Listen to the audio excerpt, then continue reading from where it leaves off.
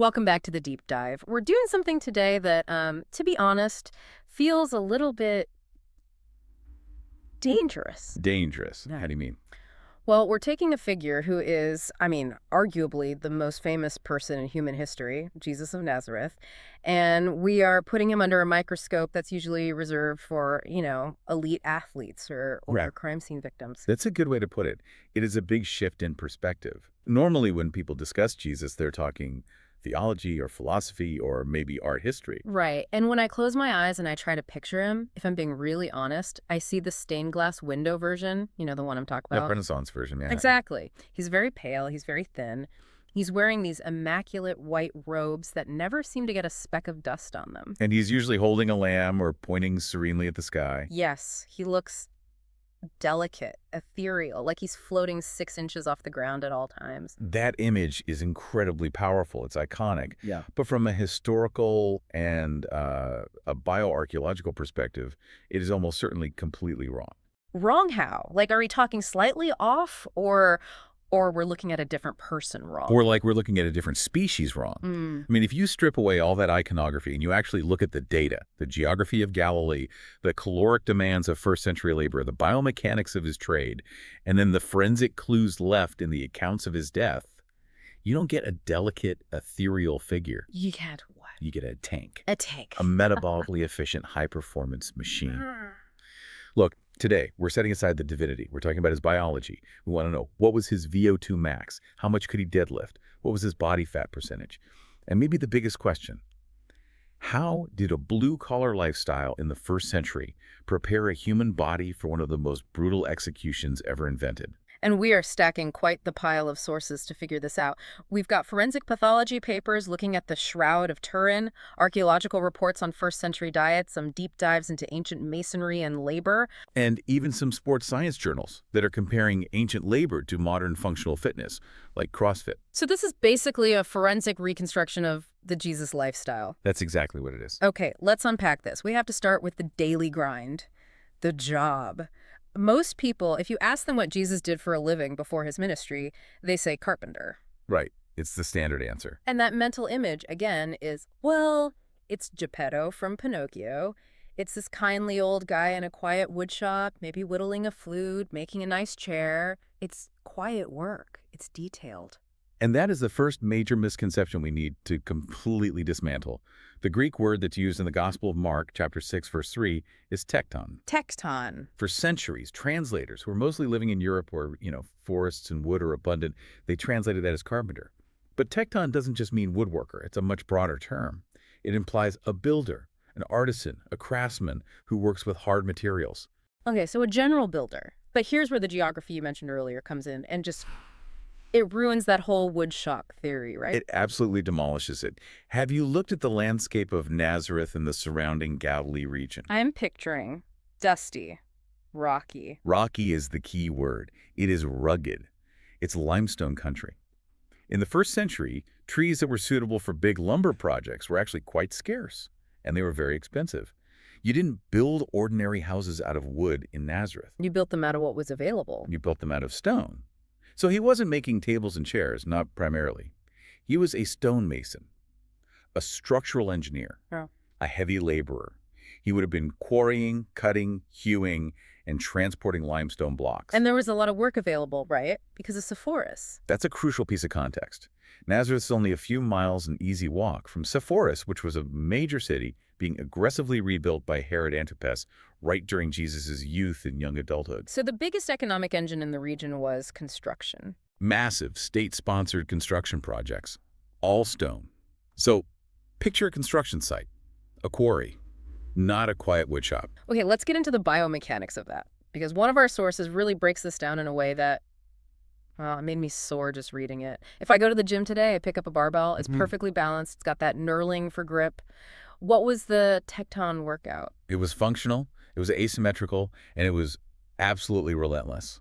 Let's start with a modern gym equivalent, the farmer's carry. Right, you pick up 2 heavy kettlebells or dumbbells and you just walk. It burns. It burns. It builds your traps, your forearms, your core stability.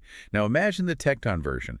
You're moving a rough-hewn timber beam or a big block of limestone from a quarry or a cart to a work site. Nothing about that is balanced. Nothing. It's awkward. It's heavy. If you're carrying, say, a 60 or 70-pound stone on one shoulder, your obliques, those muscles on the side of your core, they have to fire like crazy just to keep your spine from bending in half. So he's basically doing an intense core workout for 10 or 12 hours a day? Unintentionally, yes. It's just part of the job. Then you have the act of hewing the stone itself.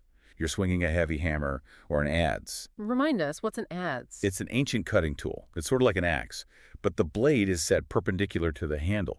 You use it to shape wood or to dress stone. The motion is this powerful rotational chop. So in the gym today, that would be like taking a sledgehammer to a giant tire. The hammer slam. Exactly. It's pure explosive power. It's all about rotational torque. That builds up your deltoids, your lats, and the serratus anterior, what some people call the fighter's muscle, right under your armpit. And what about just the pure lift? I mean, stone is just dead weight. It's heavy. That's the deadlift. But again, it's not a nice, clean bar. Picking up a limestone block from the ground requires a perfect hip hinge. You absolutely have to engage your entire posterior chain, your hamstrings, your glutes, the erector spinae muscles that run all along your spine. Because if you lift with your back, You're crippled. You're done. Your career is over by age 25. The fact that he worked in this trade well into his 30s implies that he had perfect, intuitive biomechanical form. okay, I have to play devil's advocate for a second here. We've all seen guys on construction sites today who are obviously very strong, but well, they might also have a bit of a beer belly. They aren't necessarily what we'd call fit. So why do we assume Jesus was lean and fit and not just bulky? That is a fantastic question. And it comes down to a really interesting distinction in sports science. The difference between sarcoplasmic hypertrophy and myofibrillar hypertrophy. Okay, you're definitely going to have to translate that for us. Chuckles. Yeah. Right. Sarcoplasmic hypertrophy is what a lot of modern bodybuilders are chasing. It's an increase in the non-contractile fluid inside the muscle cell. It's the pump. It makes the muscle look big, full, puffy. It's primarily aesthetic. The classic beach body. Exactly. Myofibrillar hypertrophy, on the other hand, is an increase in the density of the actual contractile fibers, the actin and myosin filaments within the muscle. This is what you get from moving heavy, awkward loads frequently over long periods. So the muscle itself gets denser. Denser, harder, and much, much stronger pound for pound. Think about the physique of a gymnast or a rock climber or an old-school farmhand. They might look wiry or lean in a t-shirt, but they have steel cables for arms and a core of iron. It's a practical body built for efficiency and endurance over a 10-hour workday, not for show. So when we get to the Shroud of Turin later on, and I know we're going to dive deep into that, we shouldn't be expecting to see Arnold Schwarzenegger in his prime. Not at all. You should expect to see someone who looks more like a modern-day stonemason mixed with a serious, chaotic terrain hiker. And speaking of hands-on work, we absolutely have to talk about grip strength. Grip strength comes up a lot in the sources, doesn't it? It is absolutely critical. Imagine trying to manipulate rough stone and splintery timber all day without modern gloves. To control those materials, to not crush your fingers, it requires immense crushing and supporting strength in the forearms. The sources suggest his hands would have been thick, heavily calloused, and his grip would have been crushing. This is not a hand that just held a delicate scroll. This was a hand that held the world, physically speaking. It was a tool. Okay, so we've established a baseline of incredible functional strength. The tecton phase builds the chassis. But then around age 30, he pivots. He changes careers. He becomes an itinerant preacher. Itinerant is a very polite way of saying homeless walker. Right. He basically hits the road. And this isn't some modern book tour with a comfortable bus and hotel rooms. No. In the first century, if you wanted to get your message to the next village, you walked, period. And we've actually been able to crunch the numbers using the geography of Palestine and the journeys mentioned in the Gospels to figure out what this meant for his legs and his cardiovascular system. I have to say, I was genuinely shocked by these numbers when I read them. Walk us through the daily mileage. Okay, so based on the Gospel accounts, he's in constant motion. He's moving between Capernaum, which was his base of operations, to Nazareth, Jerusalem, all the way up to Tyre and Sidon, down to the Decapolis. A conservative estimate, based on those travels, suggests that during his active ministry, he was averaging about 15 to 20 kilometers a day. 15 to 20 kilometers, that's what, roughly 9 to 12 miles? Correct. Every single day. That's the average. That's the average. Some days would have been less, of course, but many days would have been much, much more.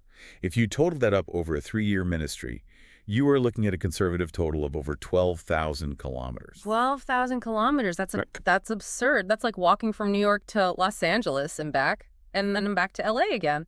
It's comparable to what modern three-hikers do on the Appalachian Trail or the Pacific Crest Trail, but he did it while teaching, healing, and constantly dealing with the pressure of large crowds.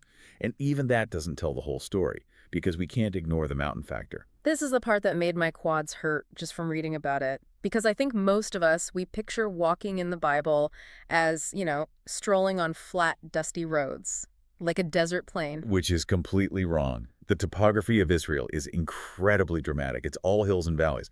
Let's just take one specific, famous journey, the walk from Jericho up to Jerusalem. Jesus does this walk multiple times. Do you know the elevation profile on that? I have no idea. Jericho is the lowest city on earth. It's about 250 meters or 820 feet below sea level. Jerusalem is high up in the mountains, about 750 meters or 2,500 feet above sea level. Wow. The distance is only about 24 kilometers or 15 miles. But in that short span, you are climbing a vertical kilometer. That's over a 3,300-foot elevation gain. In sandal leather, in the Middle Eastern heat. That is a grueling, high-intensity mountain hike. It's like doing the Stairmaster for 6 hours straight. And the sources say he didn't just walk the roads, he actively sought out mountains for what? Fun. For prayer and solitude. But yes, physically it's a massive extra load. The Gospels are filled with phrases like, he went up on a mountainside to pray. We're talking about places like Mount Tabor, which is nearly 600 meters high, the Mount of Beatitudes, the Mount of Olives. The sources estimate he was doing a significant summit climb like this 3 to 4 times a week. So let's talk physiology. What does that do to a human body? I mean, if I walked 15K a day and then climbed a small mountain 3 or 4 times a week, what would happen to me? You would develop an incredibly powerful cardiovascular system. Your VO2 max, which is the maximum amount of oxygen your body can utilize during intense exercise, would be in the elite athlete range. Yeah. Your resting heart rate would likely be in the low 40s, maybe even high 30s. Like a professional marathon runner. Like an ultramarathoner who specializes in mountain races. And your legs, specifically your calves, your quads, and your glutes, would be like solid rock. You simply cannot climb those kinds of hills that frequently without developing significant lower body power and endurance. It really changes how you read the stories, doesn't it? I mean, when he sits down at the well in Samaria and the text says he was tired from the journey, he wasn't, I had a long day at the office, tired. No, he was, I just hiked 20 miles through the Judean hills in the heat of the day, tired. The physical fatigue was real and profound. And it highlights something you said earlier. The physical vessel had to be strong enough to support the spiritual mission. If he wasn't this fit, he physically couldn't have delivered his message to all those towns. He would have tapped out in Capernaum. The mission would have been geographically impossible. Okay, so we have strength from the tecton work, and we have endurance from the walking and climbing. Now, what about play? Did he have any game? Did they play sports in first century Galilee? This is a really interesting point of cultural friction.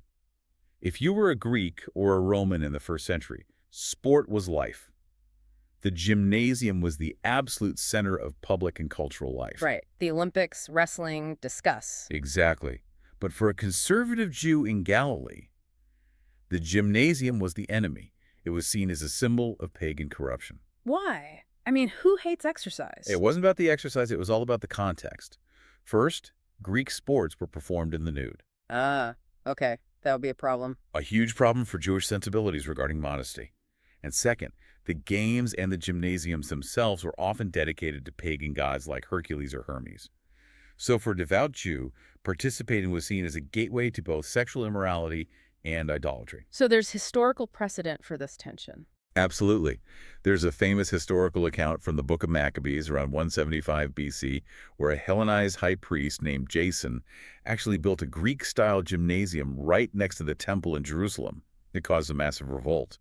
The traditionalists were horrified that young priests were, and I quote, leaving their duties at the altar to go wrestle naked and throw the discus. So we can safely say Jesus was not playing on the Galilee United soccer team. Definitely not. There were no organized sports leagues as we would understand them, but that doesn't mean there was no play or athletic activity. What form did that take then? Well, we have archaeological evidence of children's games and toys, things like balls made of rolled up rags or leather stuffed with hair. So they played catch. Kids would role play, imitating soldiers or craftsmen. But for a young man, the sports of the day would have been martial skills, disguised as survival skills. You mean Slinging. like David and Goliath? Precisely. The sling wasn't a toy. It was a shepherd's primary tool for defending the flock from predators. But to be accurate with it requires incredible hand-eye coordination, rotational power from the core, and timing. It's a very high-skill athletic movement. What else? Archery was also present, though maybe less common for a non-soldier. And swimming. Swimming seems obvious, especially given that so many of his disciples were fishermen on a huge lake. The Sea of Galilee is not a placid little wading pool. It's known for sudden, violent storms. It's deep. If you made your living on that water, you absolutely knew how to swim. So while he wasn't an athlete in the modern sense of chasing a medal or a trophy, he was what we might call a man in motion. He was physically capable in the water, on the land, and probably quite accurate with a projectile. All right, you cannot build and maintain this kind of body, this dense muscle, and this incredible endurance engine without the right fuel. Let's talk about the Jesus diet, because I feel like there's a dozen best-selling diet books waiting to be written with that title. Laughs. There probably are. But I can tell you it's not keto, and it's definitely not vegan. It was much more practical than that. So what's the caloric foundation? What's the base of the food pyramid? Bread. Without a doubt, bread. But we need to be very, very specific here. When we say bread in the 21st century, most of us think of that fluffy, white, highly processed stuff made with instant yeast. Sugar sponges, basically. Exactly. That's not what they were eating. First century bread in Galilee was made from stone-ground whole grains, usually barley or wheat. It was dense. It had the bran and the germ fully intact. And crucially, it was fermented slowly using natural sourdough starters. Okay, so what does that mean nutritionally? It means the glycemic index was much lower, so it didn't spike your blood sugar. And the nutrient density, the vitamins, the minerals, the fiber, was vastly higher. It was a slow-burn fuel source. The perfect fuel for a long walk? Correct. It's sustained energy levels for hours. Yes. Then you add in the other Mediterranean staples, olive oil, which is pure, healthy, monounsaturated fat, and a ton of legumes. Lentils, chickpeas, fava beans. And protein. If he's a tecton doing heavy labor, he needs a lot of protein for muscle repair and growth. Fish. We are in Galilee. The textual sources are absolutely full of fish. His inner circle is made of fishermen.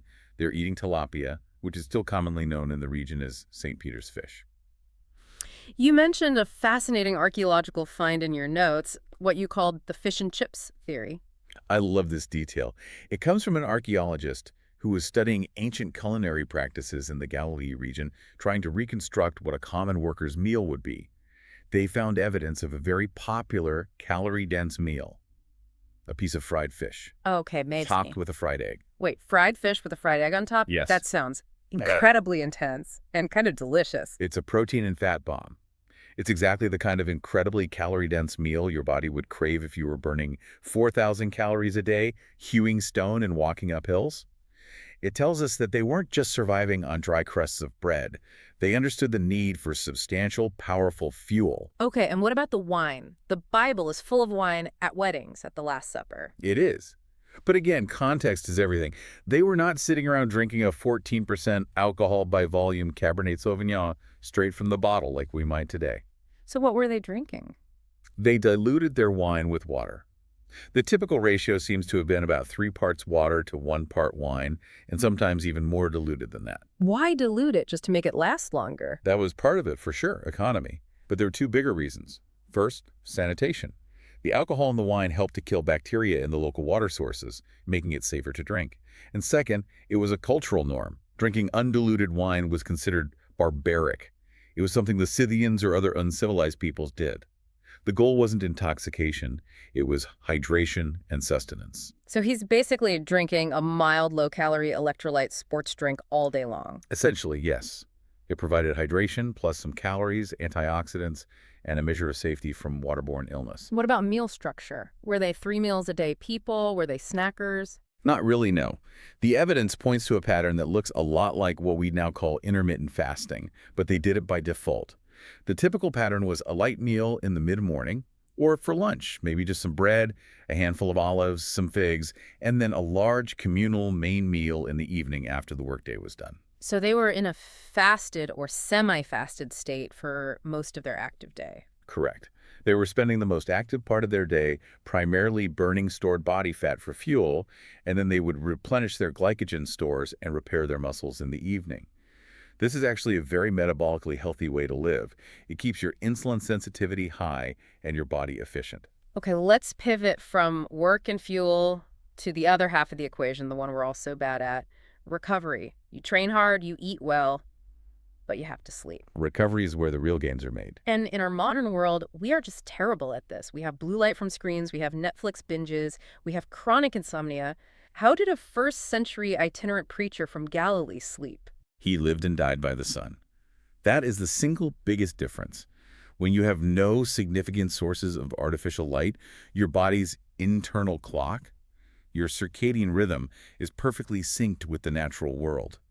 As soon as the sun goes down, your brain's melatonin production spikes, and you get sleepy. But I've read about this really interesting historical sleep pattern called biphasic sleep. Did that apply here? Almost certainly yes. Before the Industrial Revolution and the invention of the light bulb, it was extremely common across many cultures for humans to sleep in two distinct chunks. 2 chunks. How did that work? They would go to bed shortly after sunset, maybe 7 or 8 p.m., and sleep for about 4 hours. This is known as the first sleep.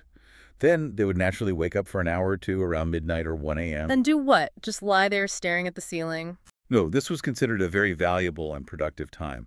They would tend the fire, check on their animals, maybe talk quietly with their spouse, have sex, or, especially in the case of a devout rabbi, they would pray or meditate. It was a time of profound quiet and reflection. Then they would go back to sleep for the second sleep, until dawn. That actually sounds amazing, that quiet period in the middle of the night. It is. It creates a natural window for contemplation and spiritual practice that we have completely lost. We try to force 8 hours of continuous unconsciousness, and then we panic when we wake up at 3 a.m. with our minds racing. For them, that was normal. But the sleeping conditions themselves, he wasn't on a memory foam mattress. He was on the ground, or on a simple woven mat. The text itself says, "The Son of Man has nowhere to lay his head." This implies that he was frequently sleeping outdoors or in very simple open-air shelters. Which means no climate control. None whatsoever. That means thermal adaptability.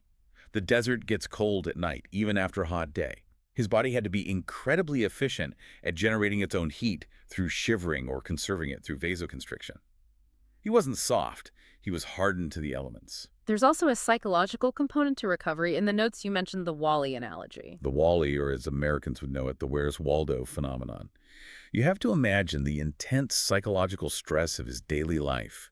Everywhere he went, crowds were pressing in on him, people grabbing at his clothes, shouting, "Heal my son, fix my leg, answer this theological question."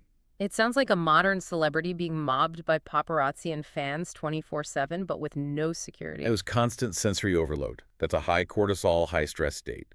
If he stayed in that state all day, every day, he would burn out in a week. So the Gospels show a very deliberate, repeated strategy of withdrawal. He gets in a boat to float away from the shore just to get some space.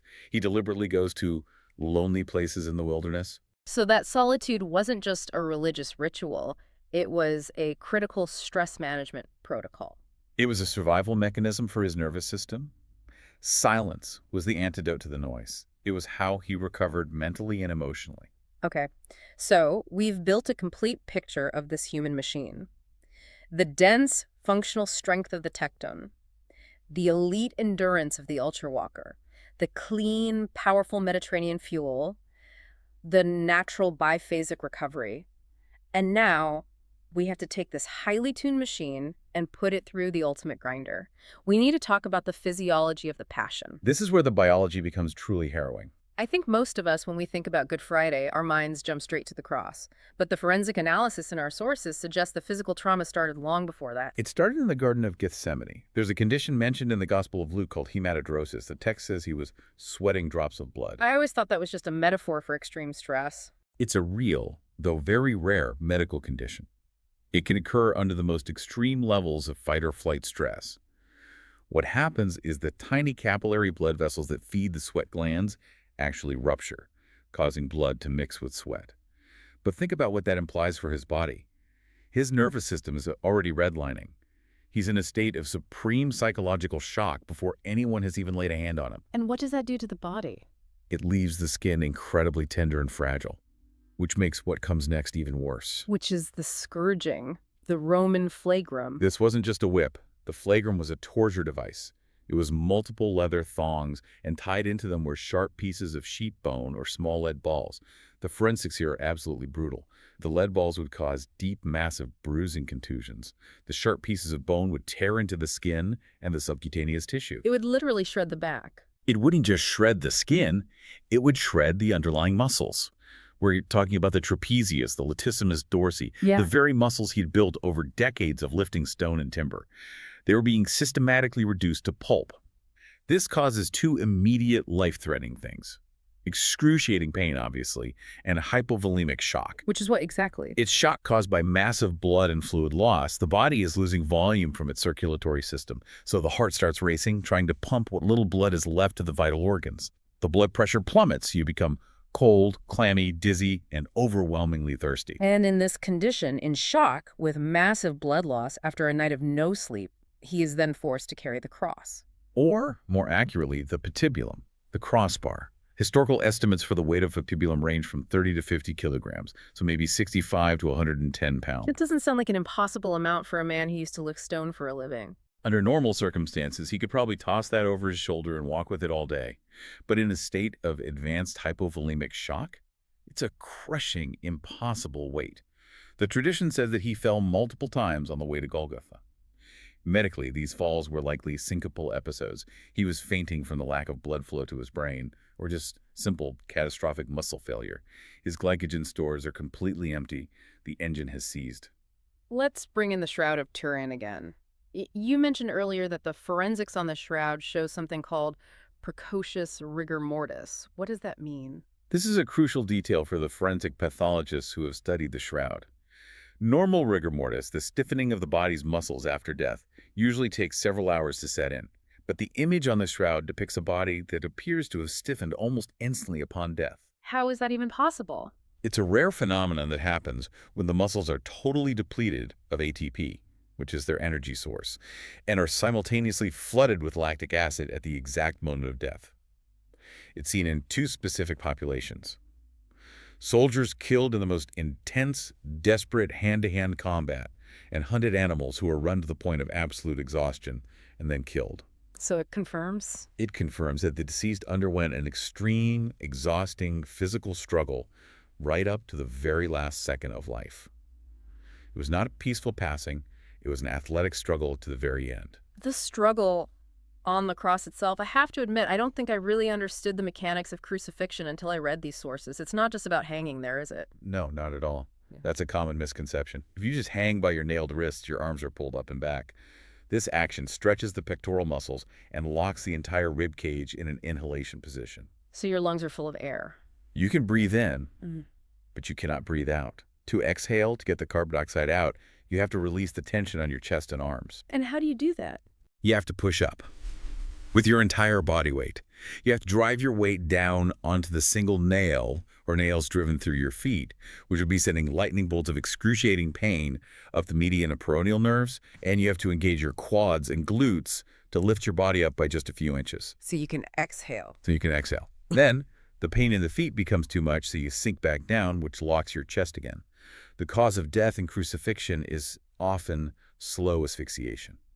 So every single breath is a squat. It's a repetitive, agonizing, full-body squat. Push up to breathe out. Sink down to rest the legs. Push up to breathe out. Sink down. And he did this for, the Gospels say, around 6 hours. Approximately, yes. Yeah. And this brings everything full circle back to his lifestyle. A sedentary man. A man with weak legs and a poor cardiovascular system. He would have died of asphyxiation in 20 minutes, maybe 30. He wouldn't have had the leg strength or the endurance to keep pushing up. So the only reason he survived for 6 hours on the cross, the only reason he was physically able to speak those final words, was because he had the cardiovascular engine of an ultramarathoner and the raw leg strength of a first-century stonemason. The physical resilience that he had built over 30 years of hard labor and relentless walking was the very thing that prolonged his suffering. It allowed his body to endure the unendurable. That is incredibly heavy. It reframes his whole life. It turns the carpenter's body into a crucial, necessary part of the sacrifice. It does. It means the incarnation, the idea of the Word becoming flesh, wasn't just a costume party. He inhabited the biology fully. He took the human machine to its absolute agonizing limit. Long pause. Okay. we need to take a breath here. That's the reality of the first century. But we live in the 21st. And looking at the comparative stats in our sources, as a culture, we are failing. We are failing miserably. We've become fragile. Let's do the direct comparison. Jesus versus the average American Joe. Start with movement. Steps per day. Jesus is easily at 15,000, probably more. The average American, somewhere between 3,000 and 4,000. It's a fraction. Okay, activity level. You said Jesus was sedentary for maybe 5% of his day, basically just when he was eating or sleeping. Correct. Modern man, on the other hand, is sedentary for 60 to 70% of the day. We are the chair people. We sit in the car, we sit at a desk, we sit on the couch. We have outsourced our movement to machines. And diet. He ate whole foods, high in fiber, with healthy fats and lean protein. We, in the developed world, eat a diet that is now estimated to be 60% ultra-processed foods, high in refined sugar, industrial seed oils, and chemical additives. So if we want to distill this down, if we want to extract a Jesus protocol, not as a religious conversion, but as a purely biohacking health and wellness protocol based on his lifestyle, what are the 5 big takeaways? What should the listener listening to this right now do tomorrow morning? Okay, takeaway number 1, functional load. Stop just doing isolated bicep curls in a mirror. You need to start carrying heavy, awkward things. Incorporate rucking, which is just walking with a weighted backpack, or do farmer's carries at the gym. We need to reintroduce that tecton stimulus to our spines, our core, and our grip. It makes you harder to kill. It absolutely does. Yeah. Takeaway number 2, increase the flux. That's a term for total energy expenditure. We need to walk more, not as exercise, but as a default mode of transport. Park at the far end of the parking lot. Walk to the store if you can. The human body is designed for high-volume, low-intensity movement. It's how we regulate blood sugar and manage stress hormones like cortisol. Okay, takeaway number 3. Eat real food, mostly plants and fish. It's the classic Mediterranean profile. It's not complicated. Cut out the processed sugar and the junk. Eat bread that actually has fiber in it. Drink water. And treat wine as a small garnish to a meal, not as the main course. Takeaway number 4 is the one I think I and probably many others struggle with the most. Strategic solitude. It has to be. We are drowning in digital noise and constant stimulation. Jesus physically walked away from real people to find silence and pray. We can't even put our phones down when we go to the bathroom. You have to deliberately carve out lonely places in your day. Silence is a non-negotiable for mental and spiritual resilience. And the last one, number 5. Sleep with the sun. Or at least respect the dark. It's about sleep hygiene. Get off all screens at least an hour before you want to go to bed. Allow your bedroom to be cool and completely dark. And if you wake up at 2 a.m., don't panic and reach for your phone. Use it as a time to meditate, to pray, to just be quiet, and then go back to sleep. Trust your natural biology. It's fascinating. If a modern person actually does these 5 things consistently, what happens to them? In the short term, you have more energy, much better focus, and less day-to-day anxiety. In the long term, you drastically reduce your risk of almost every chronic disease, heart disease, type 2 diabetes, dementia, depression. You become robust. Robust. I really like that word. It's the perfect word. It's the opposite of fragile. You know, we started this whole deep dive by asking what the phrase, "the word became flesh," really means from a physical standpoint. And I think we've landed on a pretty powerful idea. It seems like Jesus treated his body not as some disposable shell to be ignored or punished, but as a critical tool to be sharpened and maintained for his mission. That's exactly right. It's the principle of stewardship. If you have a mission in life, and everyone has a mission, whether it's raising a family, building a business, or changing the world, you need a physical vehicle that is capable of carrying you through the challenges of that mission. He built a vehicle that could carry him up the mountains of Galilee and eventually up the hill of Golgotha. So the final provocative question for you, the listener, is this. In an age where we outsource our movement to machines and our food to factories, is the vehicle you're building ready for your mission? That is the question. Thanks for diving deep with us. We'll see you in the next one. Take care.